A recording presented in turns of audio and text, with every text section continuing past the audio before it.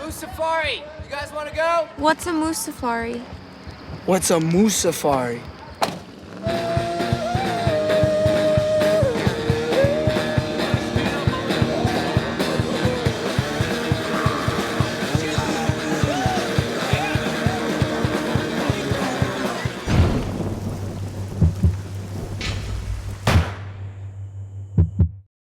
I mean, I'm kind of a boring person in real life, but I'm very lazy. So not true. So not true. I feel like we're gonna have to go back to that to find out what the reason It sounds like is. there's a story behind Yeah, that I probably don't even know. Maybe you're spying on me. I feel like this is maybe the best way to describe it. Yesterday, Callan was eating Jolly Ranchers to try to make his tongue blue before an interview.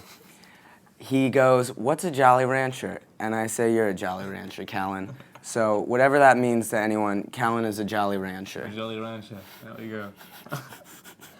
Did you end up doing an interview with the Blue Tongue? Yes, I did. It was a good interview, too. It was great. Yeah. I had a good time. I say I'm boring because I like to sleep and I like to do nothing. Did they say anything to you about your blue tongue, or were they just very, just kind of tried to ignore it? They were afraid. They were scared. Yeah. He thought he was turning into a Smurf. Yeah. You think leaving this town is everything, right? We leave the town, then we go to Boston, then we watch the Red Sox. That's the plan. That's the plan. Then what? What happens when the game ends? What? You tell me. Give me something to do, I'll do it. I was attracted to Casper's reckless side, and I was also attracted to this idea that everybody considers this human being to just be a bad kid, but there's like so much heart and soul in him, because like I don't really believe that people are just black and white like that they can just be like bad or good, I just look for characters that are interesting, and to me this one stuck out as being an interesting character because I've played characters that don't necessarily require any acting talent whatsoever, and they're good fun.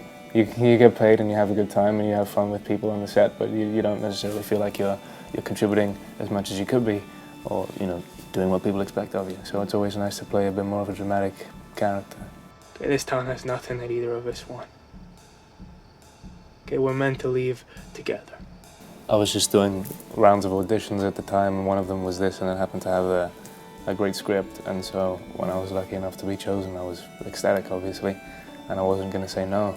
And it was filming in a unique place that I'd never been to before, and it was going to be. I knew it was going to be a great experience because it read like that. So There's a certain sense of hopelessness in that town, in those towns, because people have been there their whole lives and they're gonna be there, a lot of them, for their whole lives.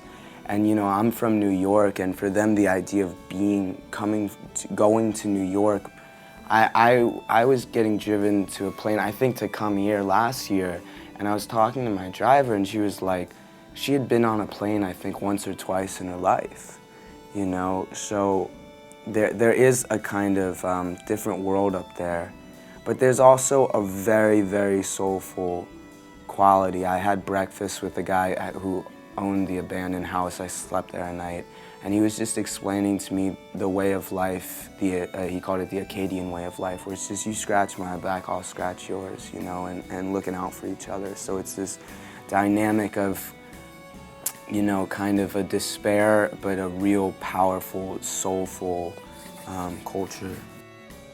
yeah, it really is a beautiful contrast to what we here experience, especially we're in a big city doing a film festival, and it is very different. It is very, very different, and I think that definitely helped bring out the performances from everyone.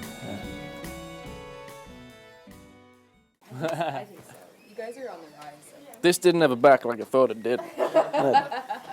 Questions again? I got it.